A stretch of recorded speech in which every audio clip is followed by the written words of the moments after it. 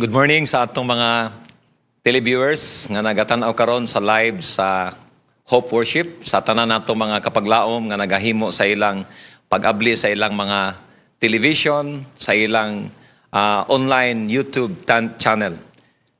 Ako di ay si Brother Jimel Alboro, usa sa mga Credential Literature Evangelist nga na-assign sa North Central Mindanao Conference. Akong bahin karon nga kabuntagon sa adlaw nga Sabat, mao ang promotional talk. Kanisya, nagalangkob kanisya sa about stewardship, ang pagkapinyalan. In particular sa issue sa kaning atong panglawas, kaning atong health nga issue. So doon ay famous nga line si Isaac Newton, kaning law of cause and effect, nga matud pa niya, in every action there is an equal and opposite reaction.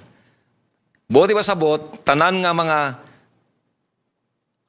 achievement nga naata nga atong na dawat karon, nag-invest tag time, naghatag tag effort. So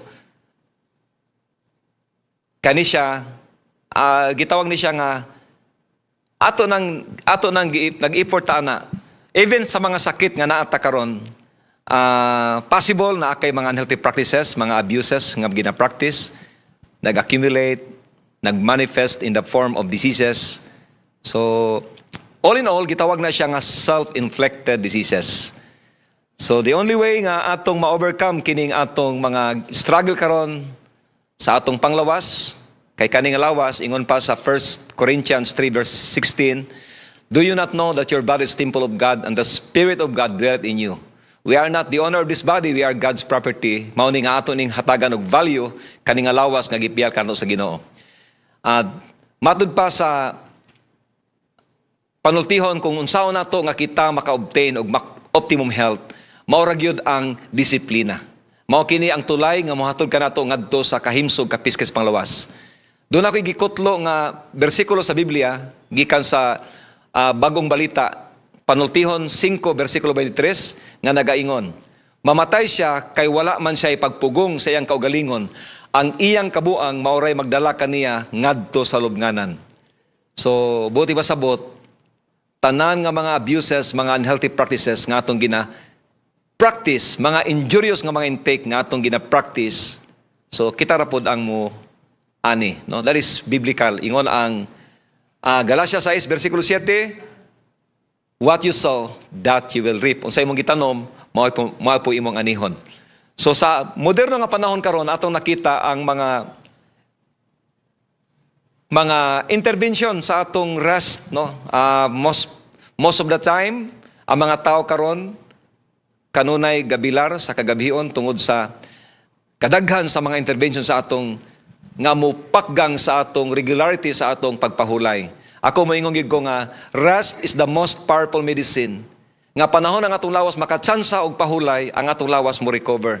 Ang atong mga injury ma-repair, og ang atong lawas mo develop ta og nindot og piskay nga panglawas. Panahon nga atong lawas makatsansa og pahulay. By principle, by nature, walay appliances, walay mga makinarya sa kalibutan nga gadagan nga gina-repair. Ma-repair na siya kung maghunong. No, that's why need gyud nato og rest kay sa Biblia naay mga pulong sa Biblia nga gigamit ni Christ nga nag-ingon siya nga, come unto me all of you who are heavy laden and I will give you rest. No, daghang kay tag mga intervention karon sa atong tulog. Ingon ni William Walker, usa sa mga intervention nga naghinungdan sa atong pagbilar kaning mga gadgets nato nga commonly mabata, matigulang, halos sa tibuok nga kalibutan, mao ni ang pinaka-common nga gina-abuse sa atong mga kaigsuonan nga nagagamit niini. No, kani si Matthew Walker, he is a professor of neuroscience and psychology sa University of California. So doon na siya study sa gitawag nga suprachiasmatic nucleus. No, kaning atong mata very sensitive sa blue lights. Nga the moment nga atong mata makakita og blue lights, mo travel sa imong optic nerve padulong sa imong prefrontal cortex. So mo develop ka og kaning gitawag nga ma-awaken ang imong mga sensory parts sa imong brain, unya masuppress ang imong melatonin hormone, unya di na dayon kakatulog. Batingala ka alas 2 sa gabi, gasiga pa yung mata. No, actually ang mga operator anang sa social media, kabalo sila kung asa nga atong patyanan.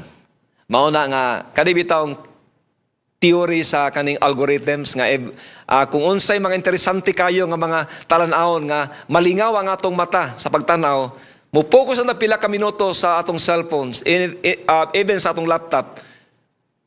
No, that following scroll, makita nato nga tanan natong interesante sa atong kinabuhi, mao ni atong makita. Amazing kayo ang kalibutan, pero makaingon ta nga kani siya, doon na ni siya danger on the other side. No, careful gud ta kay daghang karon nga mga sakit na na-develop tungod sa sigig bilar.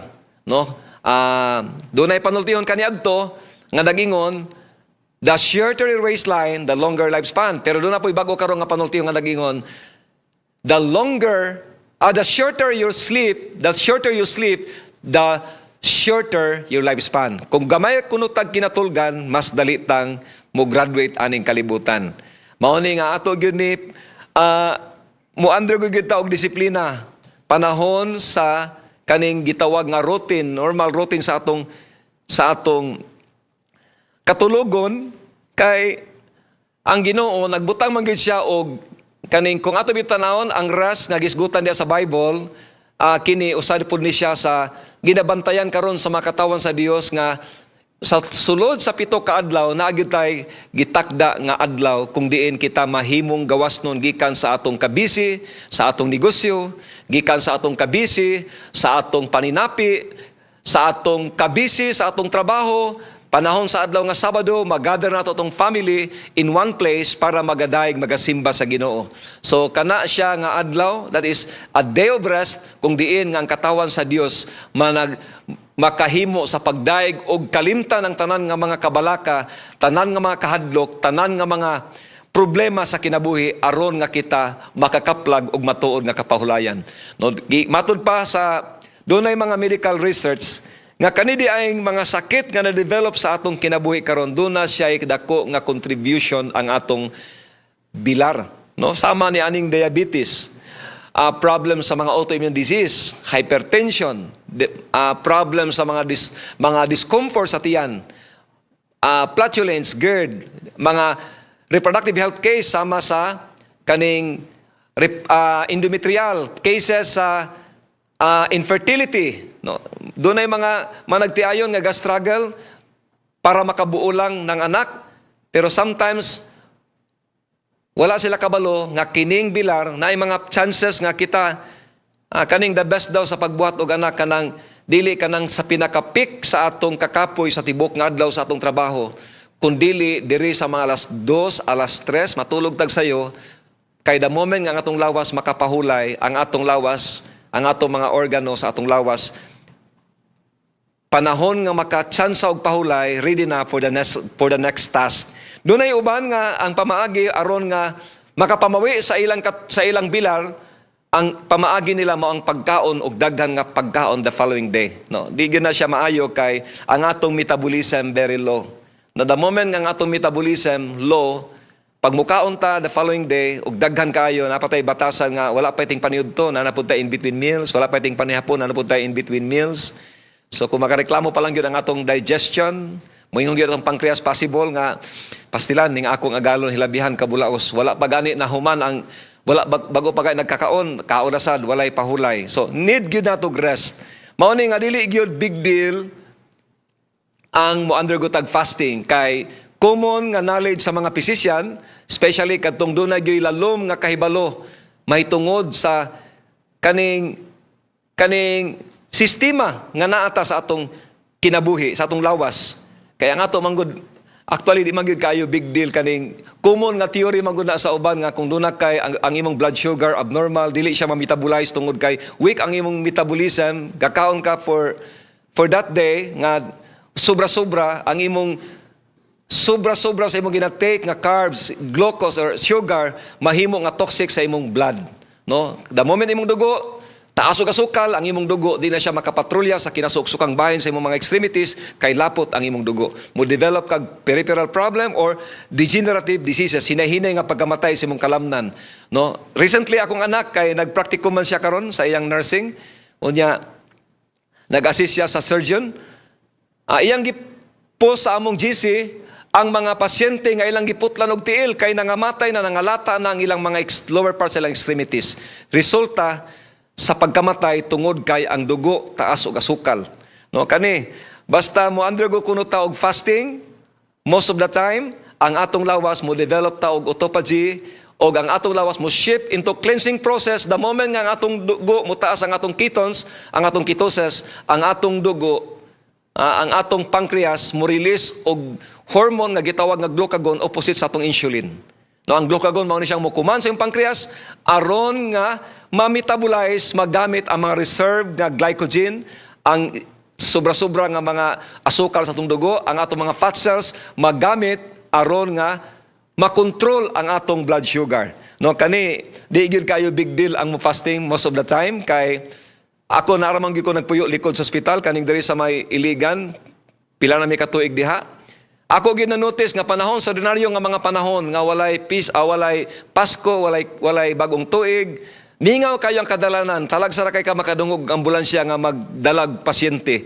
Pero panahon nga dunay mga special occasion sama sa Christmas, sama sa bagong tuig, amo gyud mamatikdan nga every 4 hours ang interval, 3 hours lang ang interval, naa na po'y ambulansya nga maghatod og pasyente. Ever since wala pa ko kadumdum nga dunay pasyente nga gidalag ER, gitabang kay nagutman, gitauran og mga medical apparatus para i-revive, para maulian or ma-revive. Kay wala pa may ingana nga sitwasyon nga nitabo ever since. No, by the way, ang atong lawas doon na siya capability nga mo heal by itself.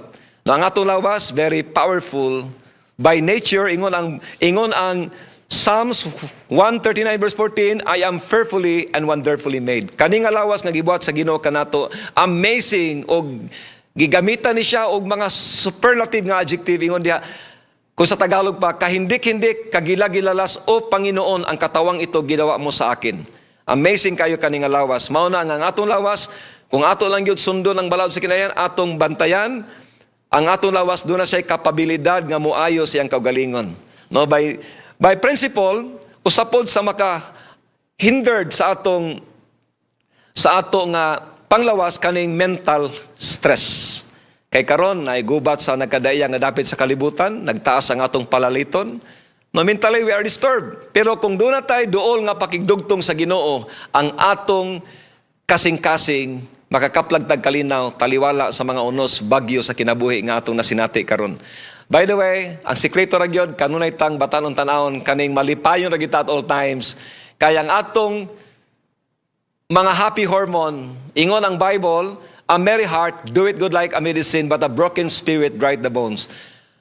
Panahon nga malipayon ta ang atong mga happy hormone, serotonin, ang atong endorphin, ang atong oxytocin, actively ga-release sa atong brain. Mao ni siya ang mga hormone ga-prevent sa aging o ga-prevent po sa mga injury sa atong mga blood capillaries aron nga ma-nourish ang atong sistema.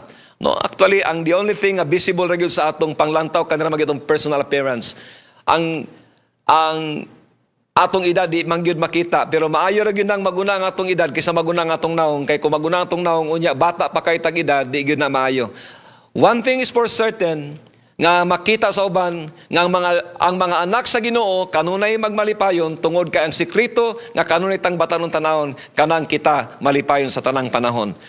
Ingon sa panultihon, ako lang nidalion, unsa may mahinungdanon alang kanato. Actually, the most important things that we have mao gyud ning gasa sa kahimsog kapiskay sa panglawas nga gitugyan kanato sa atong Ginoo. Dunay panultihon nga nagingon, if you lost your money, as if that you lost something, but if you lost your health, you lost everything. Ako ning gimension kaganina.